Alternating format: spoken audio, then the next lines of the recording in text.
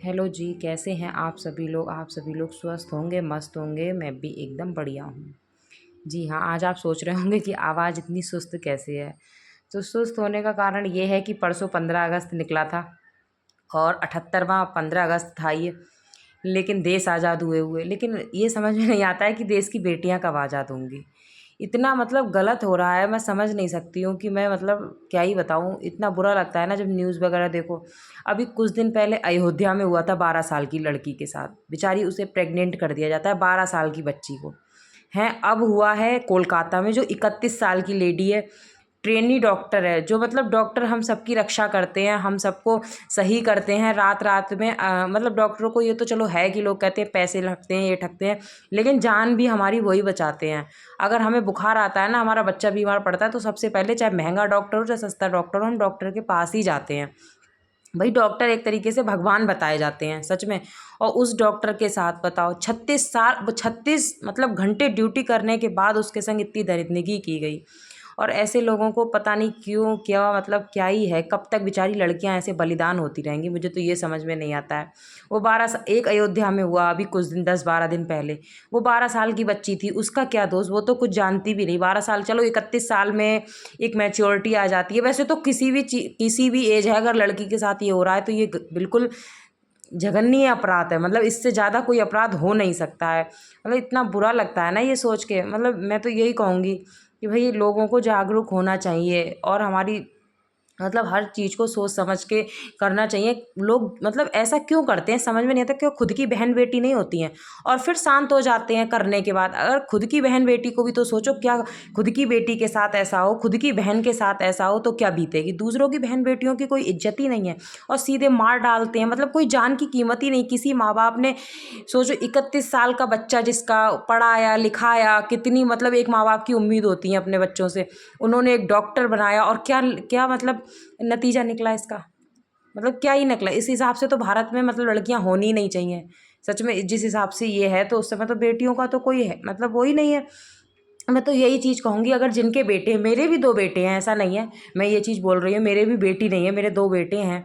लेकिन मैं ये कहूँगी जिनके भी बेटे हैं या जो भी मेरी वीडियोस कम लोग सुनते हैं, ज़्यादा लोग सुनते हैं, तो प्लीज़ अपने बेटों को यही शिक्षा दीजिए कि बेटा आप दूसरे की बेटी भी मतलब दूसरे की बेटी की भी इज्जत करो। उसे इस तरीके से मत देखो, वो भी किसी की बहन है, किसी की बेटी है। मतलब कुछ तो सोचो क्या है। मतलब तुम तो ऐसा कर लेते हो, फिर तुम्हारे भी तो, चलो लड़की जिसके साथ हुआ उसके साथ तो बेचारी के साथ हुआ, लेकिन तुम अपने माँ बाप का भी सोचो। तुम्हारे माँ बाप पे क्या बीतती है, तुम्हारे माँ बाप की कितनी बदनामी होती है। तुम तो ऐसा कर बैठते हो, उसकी भरपाई कौन करता है? माँ बाप करते हैं। वो समाज में चलने लायक नहीं रहते हैं कि उनके बेटे ने ये काम किया है। कुछ तो मतलब इंसान को सोचना चाहिए। मुझे तो ये समझ में नहीं आता है कब तक हमारे देश की लड़कियां बेचारी ऐसी कुर्बान होती रहेंगी, कब तक लोगों की हवस का शिकार बनेंगी। मतलब ये समझ में नहीं आता है कि बुद्धि है, बैल बुद्धि है। मतलब बिल्कुल कलयुग इनकी बुद्धियों पे ही आके बैठ गया है। मतलब इतना दिमाग ही इन कामों में लगाते हैं। अगर इतना दिमाग अच्छे कामों में लगाएं तो शायद किसी अच्छी जगह बैठे हों। समझ में ही नहीं आता है सच में। मुझे ना बहुत मेरा मन परेशान था। 1-2 दिन से मैं न्यूज़ भी देख रही थी कंटिन्यू। कोलकाता वाली न्यूज़ तो काफ़ी वायरल हो रही, तो मैं उसको देख रही, तो उसके भी एक एक सबूत मतलब मिटा दिए जा रहे हैं और सारा ऐसा पता नहीं क्यों। और चलो जो हुआ सो हुआ, कम से कम इंसाफ तो देना चाहिए, तो और सबूत मिटा दिए जाते हैं। नहीं करना चाहिए ऐसा, बिल्कुल भी नहीं करना चाहिए। ये सोचो कि आज वो दूसरे की बेटी है, तुम्हारी खुद की बेटी होती तो तुम क्या ऐसे ही करते? ये सोच के हर किसी को करना चाहिए कि कल को उसकी बेटी है, हमारी भी बहन हो सकती थी, हमारी भी बेटी हो सकती थी, हमारा भी कोई सदस्य हो सकता था। ऐसा नहीं है कि मतलब मैं तो यही कहूँगी कि भाई जागरूक बनो। चाहे मेरी मतलब जो भी मेल फीमेल मेरी वीडियो सुन रहे हैं, तो प्लीज़ मैं तो यही कहूँगी कि अपनी सोच को बदलो। दूसरे की माँ बहन की इज्जत करो, क्योंकि वो भी तुम्हारी तरह इंसान है। सोच के तो देखो, तुम इनके साथ इतनी दरिंदगी करते हो, उन पे क्या बीतती है, दुनिया से चली जाती है। उनके माँ बाप को तो जीते जी मरना हो जाता है। वो तो जिएंगे भी तो भी मर के ही जिएंगे। क्या ज़िंदगी है उनकी, क्या ही सोचेंगे सच में।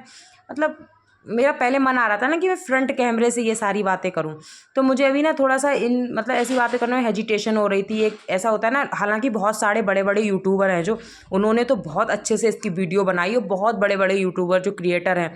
मेरा इतना हुआ नहीं कि मैं फ्रंट कैमरे पे आके आप लोगों से बात करूं। तो मैं काम के साथ साथ बात करती रही आप लोगों से, और लोगों ने मतलब जो बड़े बड़े क्रिएटर हैं उन्होंने अनुरोध किया है कि चाहे छोटा यूट्यूबर हो, चाहे बड़ा यूट्यूबर हो, चाहे कोई, लेकिन अपनी वीडियो इस तरीके से बनाओ, किसी बच्ची को इंसाफ मिलना चाहिए। मैं तो मतलब सच में ये कहती हूँ, उनके साथ ऐसा होना चाहिए ना कि उनके साथ पुश्ते भी सोचें कि ऐसा क्यों करते हैं वो, मतलब समझ में नहीं आता है।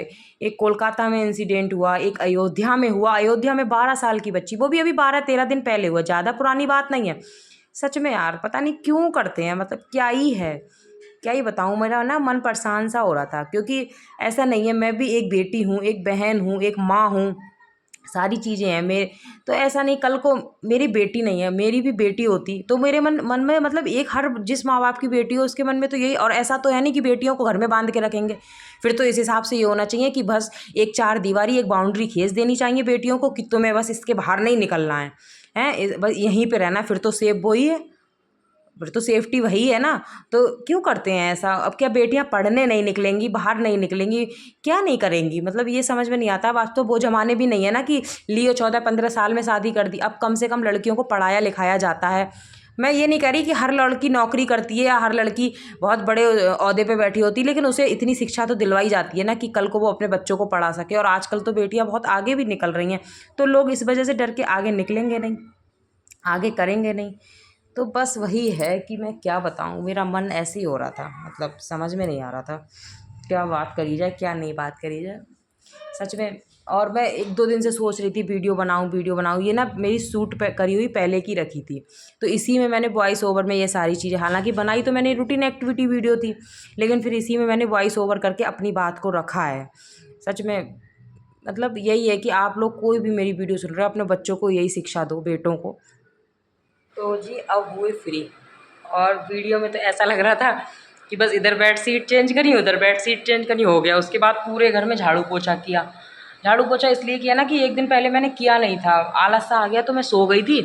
बच्चों को भेज के खाना पीना बना के, नहाई भी नहीं थी, ऐसी सो गई, आलस आया, फिर उठी तब नहाई धोई तब खाना खाया। तो घर ऐसे ही हो रहा था, और मुझे ना फिर सनक सी रहती है, नहीं लगा। तो आज मैंने पूरा लगाया सारी तरफ, बालकोनी पे, पूरे घर में। मतलब वैसे तो मैं ऐसे लगाती थी कि कुछ दिन इधर, मतलब एक दिन इधर लगा दिया, एक दिन उधर लगा दिया, पूरे घर में एक साथ नहीं लगाती हूँ। हालांकि अब वो स्टैंडिंग वाला पोछा तो उससे इतनी थकान नहीं होती, लग जाता है आराम से। उसमें ये भी नहीं कि हाथों से नचोड़ना है, वाइपर में हिलगाना है, वो अपने आप में ही रहता है सारा सेट। तो आज पूरे घर में लगाया, दोनों बाथरूम बिल्कुल साफ़ करे, क्योंकि दो ही यूज करते हैं हम, एक कपड़े धुलने के लिए और एक नहाने के लिए और वॉशरूम के लिए। तो इस तरीके से ही तो वही है। तो सारा करा, सारी बेडशीट चेंज करी, सारे दोनों बाथरूम साफ़ करे, पूरा घर अच्छे से साफ़ किया, फिर कपड़े धुले। बेडशीट 3 हो गई थी, एक बाहर वाली और 2 अंदर की। अभी डबल बेड की अंदर वाली चेंज भी नहीं करी, क्योंकि वो ना गंदी नहीं होती ज़्यादा, उधर कोई सोता है नहीं, तो वो ऐसा है कि बस बेड पड़ा है तो डली रहती है। तो बज गए 12 बजे तक हुई हूँ मैं फ्री। अब मैं चाय तो मैंने पी ली थी आज, क्योंकि मुझे पता था कि मैं लेट हो जाऊँगी, तो मैंने चाय सुबह ही पी ली थी। चाय से 2-3 रस खा लिए थे। खाना अब खाऊँगी। खाना मैंने बनाए थे काले चने और चावल, और रोटी सेकी थी। तो मैं अब अभी तो नहीं खाऊँगी, क्योंकि 12 बजने में 5 मिनट रह गए, और 12:15 पे मुझे उमंग को लेने जाना है। तो उमंग को लेके आके फिर उसके कपड़े वपड़े बदल के फिर खाऊँगी। वो भी खा लेगा मेरे साथ और मैं भी खा लूँगी, क्योंकि उत्कर्ष तो आएगा 1:20 पे।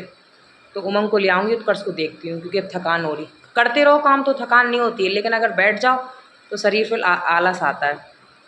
तो चलो फिर अब घर बिल्कुल साफ़ सुथरा इस तरह पड़ा है, क्योंकि मुझे ना घर जब तक सेट नहीं होता है, साफ़ सुथरा नहीं होता, तो मुझे मेंटली मतलब एक थकावट सी रहती है।